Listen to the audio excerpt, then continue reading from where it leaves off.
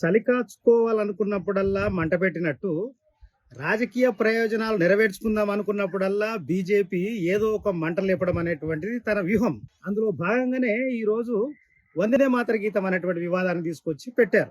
వందే మాతర గీతం 1882లో బంకించంద్ర చటర్జీ ఆనంద్ మఠంలో భాగంగా రాసిన 1905లో బ్రిటిష్ వాడు చేసినటువంటి విభజన వల్ల అప్పటి తర్వాత హిందూ మహాసభ పుట్టుకొచ్చింది, ముస్లిం లీగ్ పుట్టుకొచ్చింది.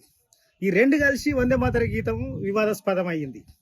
వివాదాస్పదం కావడం ఈరోజు కొత్త ఏం కాదు. ఈ వివాదం పైన 1937లోనే భారత జాతీయ కాంగ్రెస్ వర్కింగ్ కమిటీ ఒక సబ్ కమిటీని ఏర్పాటు చేసింది. ఎవరితోటి?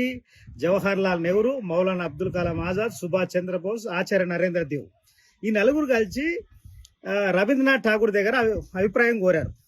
ఎలా ఉంటే బాగుంటది వందే మాతరం అనేటువంటిది, ఇప్పటికే పాపులర్ అయ్యింది కనుక ఇది ఎట్లా ఉంటే బాగుంటది, ఇదంతా వివాదాస్పదం అవుతుందని చెప్పేసి అడిగితే రవీంద్రనాథ్ ఠాగూర్ ఏమన్నారంటే, నన్ను ఇబ్బంది పెట్టేటువంటి ఆలోచన చేయలేను కనుక వందే మాతరం గీతంలో ఉన్నటువంటి 6 చరణాలలో మొదటి చరణాలు అనేటువంటివి ఏ ఇబ్బంది లేకుండా ఉన్నాయి కనుక ఆ 2 చరణాలకు మనం పరిమితం అయితే నష్టమేం లేదని రవీంద్రనాథ్ ఠాగూర్ జవహర్ లాల్ నెహ్రూకు చెప్పాడు. ఇది జరిగినటువంటి కథ. ఇది ఇలా జరిగినప్పుడు ఈ రోజు సెంట్రల్ హోమ్ మినిస్ట్రీ ఏం చేసిందనంటే జనవరి 28 తారీఖున వందే మాతరంలో ఉన్నటువంటి 6 చరణాలు పాడాల్సిందే అని చెప్పేసి ఇప్పుడు మళ్ళీ కొత్తగా ఉత్తర్వులు జారీ చేసింది.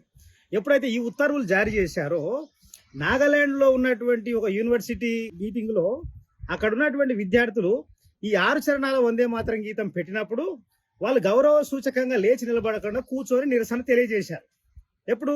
మార్చి 6 తారీఖున. ఇదే 6 చరణాల వందే మాతర గీతం మన తెలంగాణ అసెంబ్లీలో కూడా మొన్న 16 తారీఖు నాటి పెట్టినాడు. ఎంఐఎం వాళ్ళు వెళ్ళిపోయారు. ఇక్కడ విషయం ఏంటంటే అది ఎంఐఎం అయినా బీజేపీ అయినా ఈ దేశాన్ని ఐక్యంగా ముందుకు నడపాలనుకున్నటువంటి వాళ్ళు విద్వేషాలను రెచ్చగొట్టకూడదు. బ్రిటిష్ వాడు ఏ విద్వేషాలను అయితే రెచ్చగొట్టాడో ఈరోజు బీజేపీ వాళ్ళు కూడా అదే విద్వేషాలను రెచ్చగొట్టడం అనేటువంటి చేస్తున్నారు. కనుక వందే మాతర గీతం ఇది ఇప్పుడు కాదు, అనేక దశాబ్దాల కిందటనే అది వివాదాస్పదమైనటువంటి గీతం. కనుక ఈరోజు బెంగాల్ ఎన్నికలలో ప్రజల్ని చీల్చి తద్వారా రాజకీయ లబ్ధి పొందడమైనటువంటి లక్ష్యంతో ఈరోజు బీజేపీ వందే మాతర గీతాన్ని మళ్ళీ మంటలు గుట్టించేటువంటి పని చేస్తుంది. కనుక ఒకవేళ మొత్తం 6 చరణాలు చదవండి, మొదటి చరణాలు ఇబ్బందికరంగా ఏముండవు.